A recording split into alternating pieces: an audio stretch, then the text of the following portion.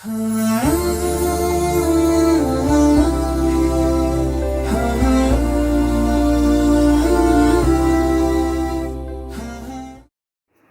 علیکم ورحمۃ اللہ وبرکاتہ۔ الحمدللہ والصلاة والسلام علی امام المرسلین والخاتم النبیین، اما بعد، اعوذ باللہ من الشیطان الرجیم، بسم اللہ الرحمن الرحیم، رب اشرح لی صدری ویسر لی امری واحلل عقدۃ من لسانی یفقہوا قولی۔ تمام تر تعریفیں اللہ ہی کے لیے لائق اور زیبا ہیں، اور درود و سلام ہو امام المرسلین اور خاتم الانبیاء پر۔ آج ہم اللہ کے اذن سے رمضان کے مبارک مہینے کے بارے میں بات کریں گے انشاءاللہ۔ صرف چند دن رہ گئے ہیں رمضان کو شروع ہونے میں، اور ہم میں سے ہر ایک کو ضرورت ہے یاد دہانی کی اور ایک دوسرے کو تلقین کرنے کی، تاکہ ہمارا یہ آنے والا رمضان گزشتہ رمضان سے بہتر ہو، زیادہ مفید ہو۔ رمضان کا لفظ سن کر دل میں کیا خیال آتا ہے؟ ہم رمضان کو کس نظریے سے دیکھتے ہیں؟ مجھے انٹریکٹیو سیشنز کرنے کی عادت ہے، لیکن بہرحال الحمدللہ درس کے ذریعے سے ہی صحیح، اگر حق بات پہنچ جائے تو یہ بھی بہت اچھا ہے۔ میرا اندازہ ہے کہ آپ کا جواب یہی ہوگا کہ رمضان کا لفظ سنتے ہی ہمیں روزے کا خیال آتا ہے، کہ یہ روزوں کا مہینہ ہے، روزے رکھنے کا مہینہ ہے، تراویح پڑھنے کا مہینہ ہے، اور اعتکاف کرنے کا، رمضان کی عید والا مہینہ، سحری، افطاری، سموسے پکوڑے والا، حلیم والا، کیونکہ اس کے بغیر رمضان کا تصور بھی نہیں ہو سکتا، پھر زکوٰۃ، صدقات، خیرات والا مہینہ ہے۔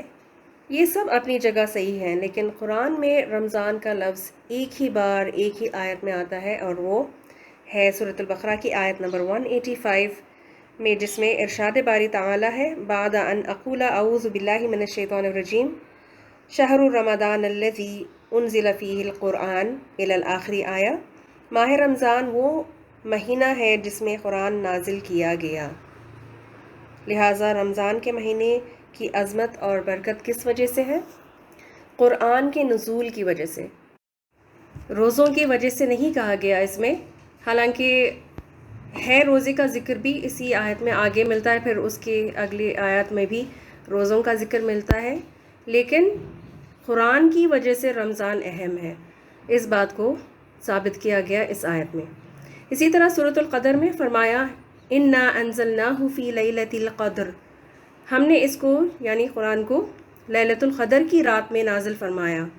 نبی صلی اللہ علیہ وسلم کو جو پہلی وحی ملی تھی وہ رمضان کی ایک مبارک رات میں یعنی لیلۃ القدر میں ہی پہلی وحی، پہلی آیات جو تھیں وہ اتارا تھا اللہ نے، اور اس وقت رمضان میں روزے فرض نہیں ہوئے تھے۔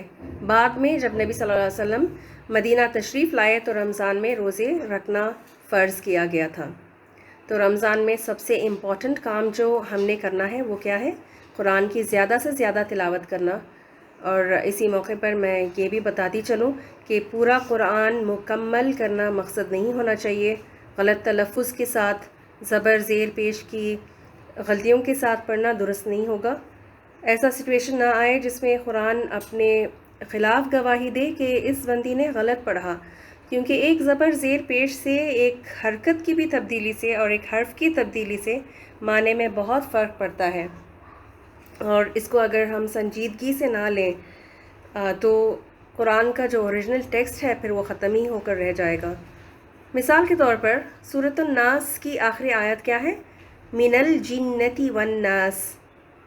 اب ہم اگر جنتی کا لفظ جو ہے اس کی جگہ جنتی پڑھ دیں، جیم کو زیر کے بجائے زبر کے ساتھ پڑھیں، تو ہم اللہ سے دعا کر بیٹھتے ہیں کہ اے اللہ ہمیں جنت سے دور کر دے، نعوذ باللہ۔ دراصل آیت میں جنات اور شیاطین کے وسوسوں کے شر سے حفاظت کی دعا ہے اس میں، سورۃ الناس میں، کہ یا اللہ ہمیں شیطان سے اور جنات سے محفوظ رکھنا، اور صرف ایک حرکت، ایک زبر زیر کی غلطی سے اتنا فرق پڑ رہا ہے۔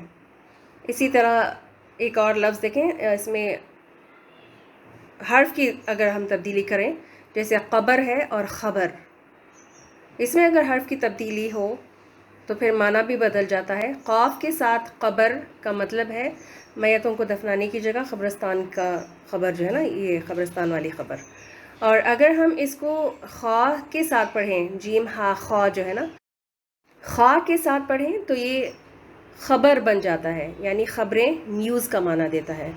تو احتیاط برتنا چاہیے اور بہت غور سے پڑھیں۔ بہتر یہ ہوگا کہ کسی قاری کی تلاوت کے ساتھ سن کر پڑھیں۔ انشاءاللہ آپ کو لنک فارورڈ کر دیں گے گروپ میں، ان میں سے کسی ایک قاری کی تلاوت کو فالو کر لیجئے۔ آج کا ٹاپک ہے رمضان اور اس کی تیاری۔ تو آئیے دیکھتے ہیں کہ رمضان کے آنے سے پہلے کیا کیا کرنا چاہیے۔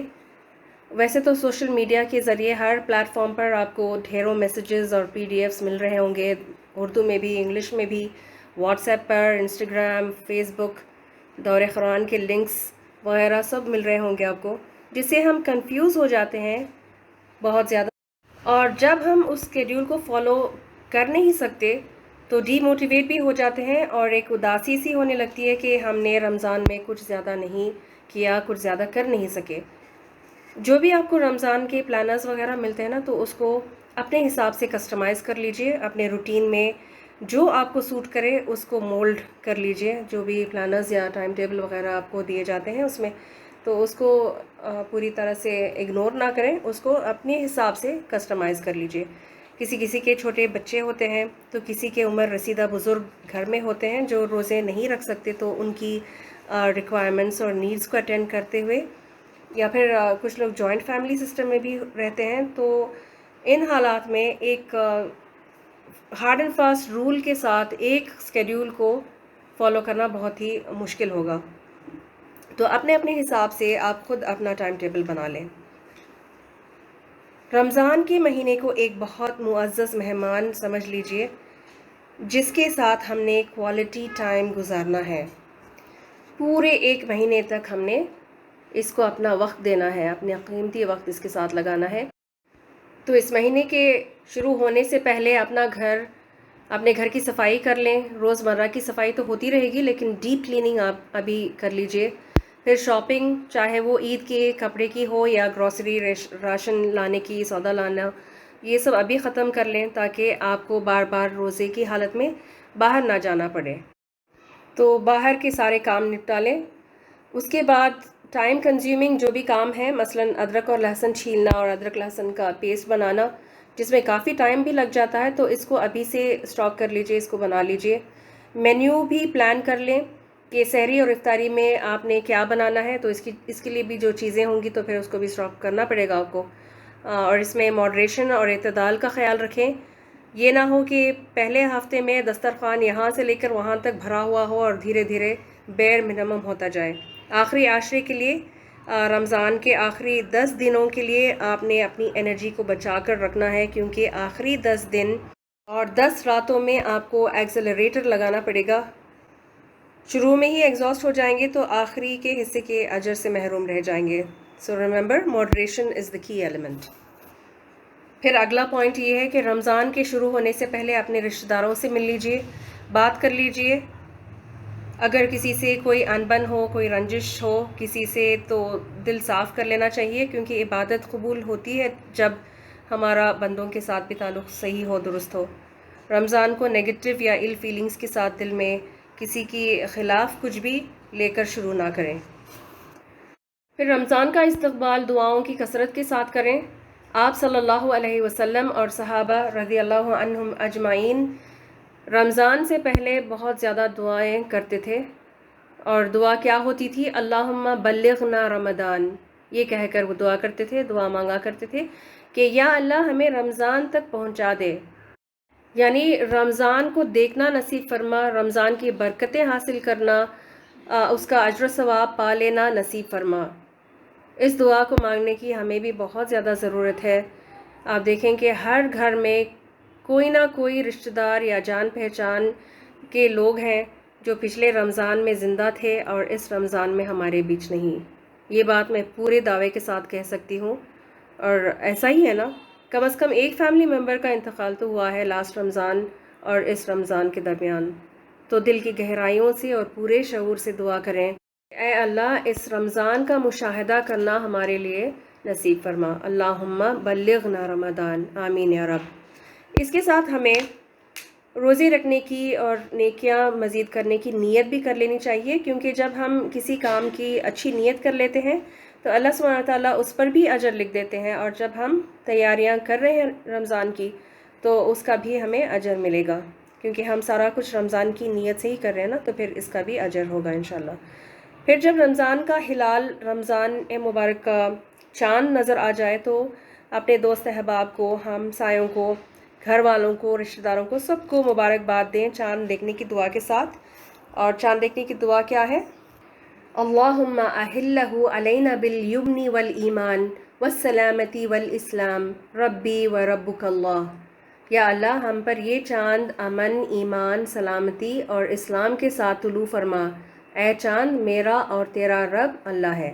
یہ ایک دعا ہے، اور ایک دوسری دعا، اللہ اکبر، اللہم احلہ علینا بالامن والایمان والسلامتی والاسلام والتوفیق لما تحب وترضى ربنا و ربک اللہ۔ تو اس میں تھوڑے سے الفاظ کا فرق ہے۔ اللہ سب سے بڑا ہے، اے اللہ یہ چاند ہم پر امن، ایمان، سلامتی اور اسلام کے ساتھ طلوع فرما، اور اس چیز کی توفیق کے ساتھ جس کو تو پسند کرتا ہے، جس سے تو راضی ہوتا ہے، اے چاند ہمارا اور تیرا رب اللہ ہے۔ اللہ کرے ہمارا یہ رمضان گزشتہ تمام رمضانوں سے زیادہ بہتر ہو، آمین۔ تو کیا ہم ریڈی ہیں رمضان کے لیے؟ پورے زور اور شور سے، پورے جوش کے ساتھ ویلکم کیجیے اپنے اس معزز مہمان کو جو گنتی کے چند دن کے لیے آنے والا ہے۔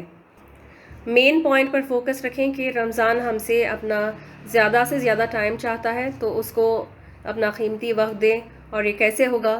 قرآن کی تلاوت کے ذریعے۔ بیکار کی مصروفیات کو ترک کر دیں اور اپنے وقت کو قرآن پڑھنے میں اور دیگر نیکیاں کمانے میں لگائیں۔ ایک حدیث میں آتا ہے کہ جو رمضان کے خیر سے محروم رہا وہ بہت بے نصیب یا بدبخت سمجھا جاتا ہے۔ بندہ اپنے رب سے فرائض کی ادائیگی کے ذریعے سے قریب ہوتا ہے، تو فرض نمازوں کی اور جو بھی فرض عبادات ہیں تو اس کا اہتمام کریں۔ اللہ کو وہ کام پسند ہیں جو مسلسل کیے جائیں، چاہے وہ تھوڑا یا چھوٹا عمل ہی کیوں نہ ہو، لیکن کنٹینیوس ہو اور کنسسٹنٹ ہو۔ اور اللہ کو اپنے بندے کی زبان سے اپنا کلام سننا بہت پسند ہے، اور اللہ کا اپنا کلام سے مراد کیا ہے؟ قرآن ہے۔ تو فی الحال ان پوائنٹس کو نوٹ کر لیجئے، اپنے گھر کو آرگنائز کر لیجئے، اور ٹائم کنزیومنگ ایکٹیویٹیز جو بھی ہیں اور باہر کے کام، شاپنگ وغیرہ، ان سب کو نپٹا لیں تاکہ رمضان میں عبادت کے لیے آپ فارغ رہ سکیں۔ انشاءاللہ رمضان میں وقتاً فوقتاً رمضان کے ریمائنڈرز بھیجے جائیں گے یاد دہانی کے طور پر۔ تو دعا کے ساتھ آج کا یہ سیشن ختم کرتی ہوں۔